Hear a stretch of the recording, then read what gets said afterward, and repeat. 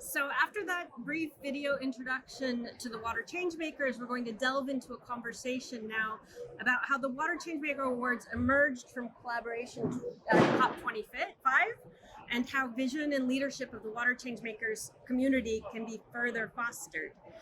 I am very pleased to be able to welcome Dr. Youssef Nassef, Director of the Adaptation Division of the UNFCCC and leading the Resilience Frontiers Initiative, and Mr. Dario Soto-Abril, CEO and Executive Secretary of the Global Water Partnership. Thank you both for joining me today. Thank you, Dan. So if I can start with Dr. Nassef, at the last COP and since then, we've heard about shifting mindsets and shaping the future. Could you give us a little background about the Resilience Frontiers and the goals that were set and the progress that you've been able to make so far?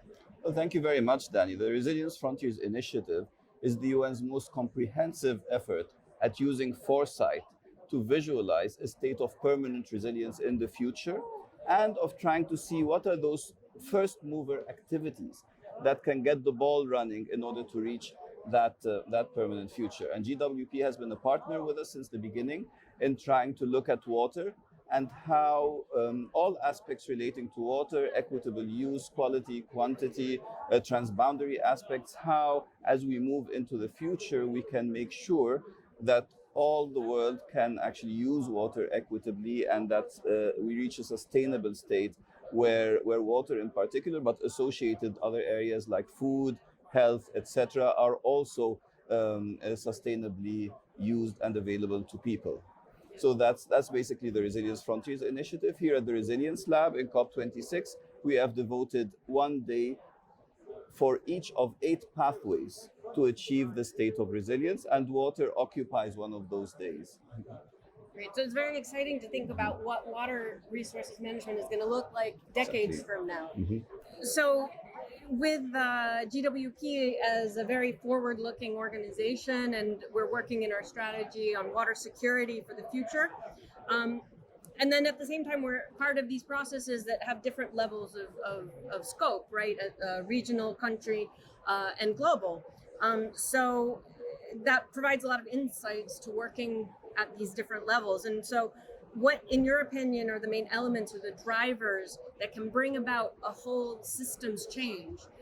And what's the role of leadership in that? Yeah, thank you very much for the question, Diane. As you know, here at the Global Water Partnership, we're celebrating 25 years of creation, and one of the main learnings and drivers have been the regions. So the bottom-up approach, we have 13 regions, more than 16 countries, and the learnings that come from within the regions, and how do we bring that up to the global processes? That's one element. The other element is the knowledge sharing. How do we connect the regions between themselves, with the countries, with organizations like the UN, with the global processes? That sharing of knowledge is the other ingredient. And the third one is about innovation. How do we bring new ideas through that process? How we connect the bottom-up with the top-down approach of the global processes and dialogues that are happening right now. Okay, thanks. Well, now I have a question for both of you. The world is moving at a very fast pace, and we often find ourselves in a whirlpool of technology and growing demands and global crisis impacts. So what, in your opinion, are the leaders of tomorrow? What qualities should they possess and in order to stay focused and be able to navigate through all of these obstacles? And also, how do you think those qualities have changed over the past decades? Well, 2 things come to mind. First, the skill of influence without authority, where leaders can use it to instill a sense of integrity in people that goes beyond maximizing the immediate self-interest of their own vicinity, of the organization they work in or the company, but to always have in mind the impact on the world at large. So a globalistic approach to interests, and that comes through a sense of integrity that expands the scope of people's thinking, and that comes from that type of leadership where you can influence people to do it even though it's not really in their job description. The second thing is awareness of the implications of frontier technologies.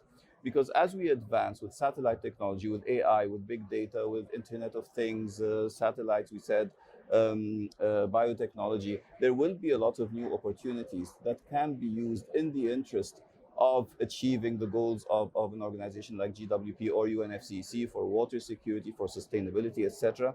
And this awareness and our capacity to find new ways of using these technologies will be instrumental in achieving our goals. If not, they can go the other way because it's a tool. It can be used for good or for bad. So I think these are very important qualities as we move into the future.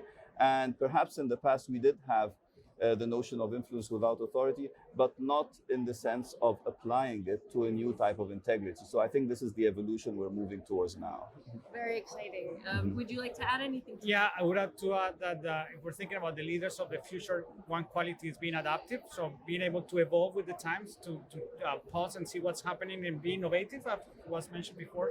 The other one is being empathic or caring. The leaders now, they're expected to be able to relate to the problems that they're facing, that the world is facing. So you have to have that drive of understanding and caring. The third one would be resilient. The world is tough right now. We've seen it here in the COP how we're with a sense of urgency to act. So that resilience to be able to overcome obstacles, to keep going, persevering, even in spite of adversity, that's a very strong quality expected from leaders right now. And I think the last one has to be a learning leader. It's not enough to say that this is what we're going to do, but that leader needs to be able to reflect, to learn about what's the good and also the failures that he or she might have, and then act based on those learnings. Okay, great answers. The last question I'd ask is, what can each of our institutions do to make sure that those emerging leaders and change makers have our support to go as far as possible?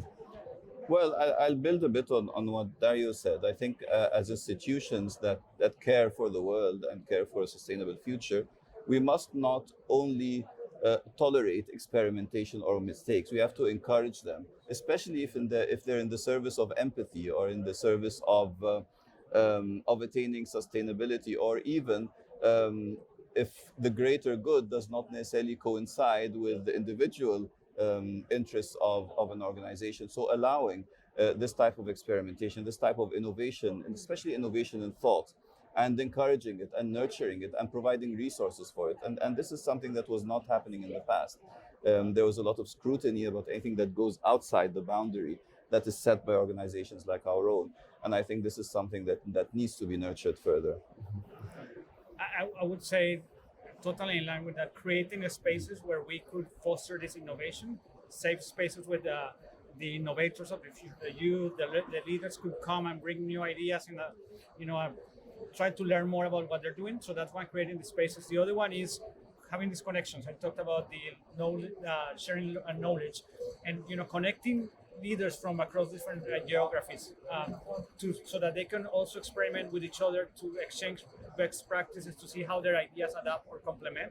And the third one, I think, for us is to make also linkages between those leaders with organizations like ours, and investors and donors and governments, because there's many new ideas that are coming from within the communities, from within the towns, etc. And what they need is this connection, this leap of faith, someone who believes and invests in them. So beyond the technical assistance and beyond creating spaces, what is that connection with investors? And I think that's something that we definitely could do more from UNFCCC, but also from GWP. Absolutely. And if I could just add to that, I think it's also really important that we encourage women leaders to emerge and to rise to the top. So thank you both for your really interesting insights. This was a great conversation. And now we're going to meet the Water ChangeMaker Awards winners.